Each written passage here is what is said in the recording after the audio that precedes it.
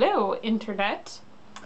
Yeah, so I wanted to do a short-ish kind of video, just something that's been in my mind lately of, I don't get Sabriel, or, Sam and Gabriel from Supernatural. Now, I've long grown up past caring what people ship and why they ship. I mean, when I was in high school, I said some really stupid crap when, I was into Harry Potter and the whole Hermione versus Ron Hermione thing. I said some stupid things. I thought some even stupider things, and it was embarrassing. But I was a teenager, and people saying things, stupid crap when they're a kid.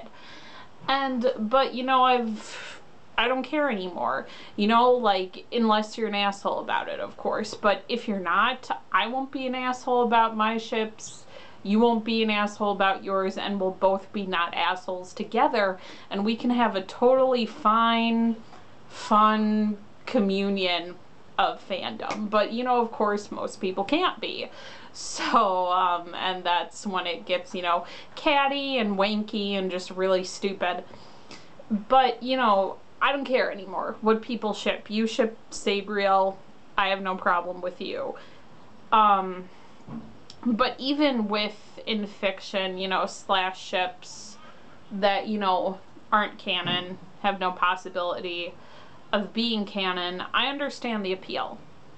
Like with Drary, Harry and Draco, to keep with Harry Potter.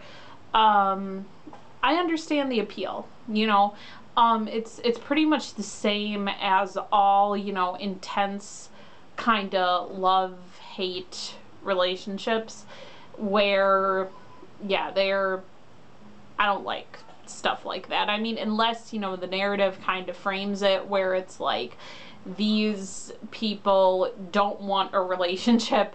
You, audience, should not want a relationship like this. This is fucked up. This is not a good thing to have. Yeah. Unless it's framed like that, I don't like love stories like that. I like ships, couples, or even casually enjoying couples who are made better people for being together. They grow and change and become stronger, better people for being together. That's the kind of ship I like. And that, goes with all, like, fanon or canon couples. But with Sabriel, I don't even really understand the appeal of it. With Drary, I get it. With, like Arthur and Merlin of Merlin, which I just watched, I understand that too. I mean, I didn't think, they were together, there was even much subtext there, but, I understand the appeal of that. With Sabriel, I don't even understand the appeal. I guess part of it is because they have such limited interaction in canon. And I mean, Gabriel's been in 5 episodes now, and we don't even know if his last appearance was really real or if it was a dream or whatever it was. But with, I guess, Mystery Spot might be the biggest one. And I mean, I love Mystery Spot. It's one of my top 20, if not top 10 favorite episodes of Supernatural. Mystery Spot is a great, awesome episode. But, it's not happy for Sam. I mean, we laugh at Sam in the episode, but what we're laughing at is his pain. It's very dark, the humor, because Sam is being tortured.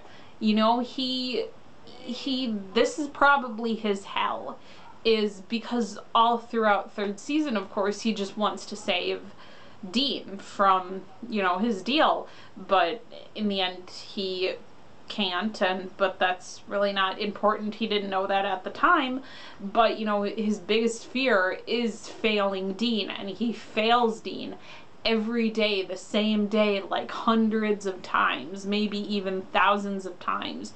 He has to watch Dean die. He has to watch himself watch himself fail to save his brother. And, you know, that's hell. That's like literal hell for Sam.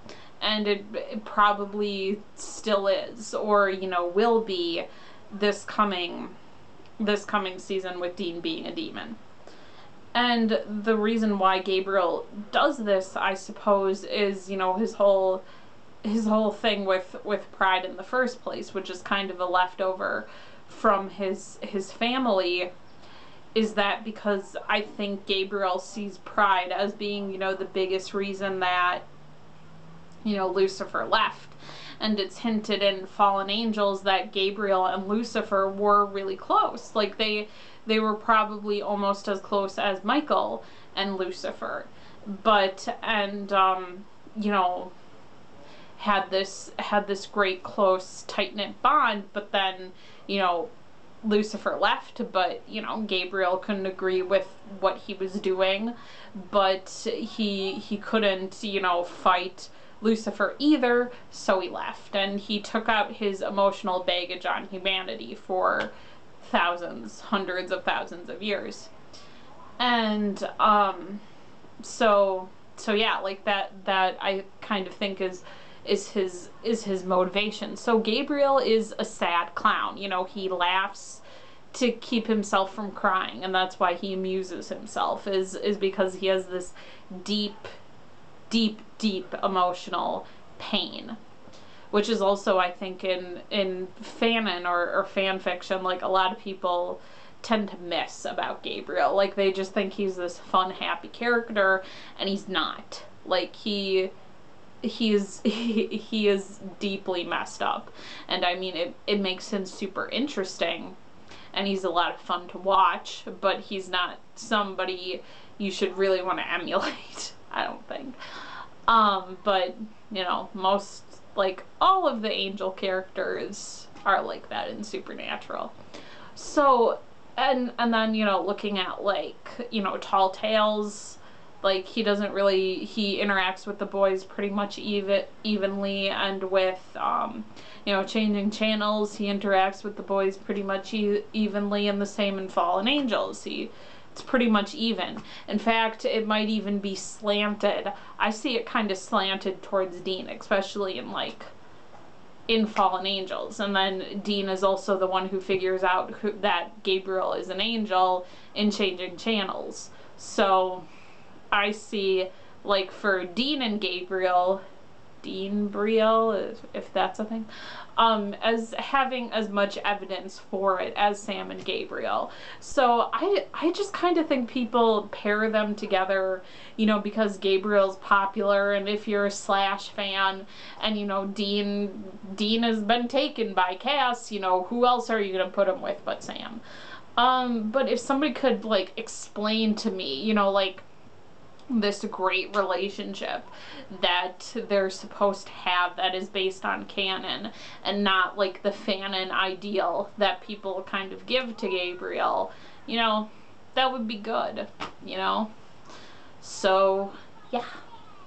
Sayonara, auf Wiedersehen.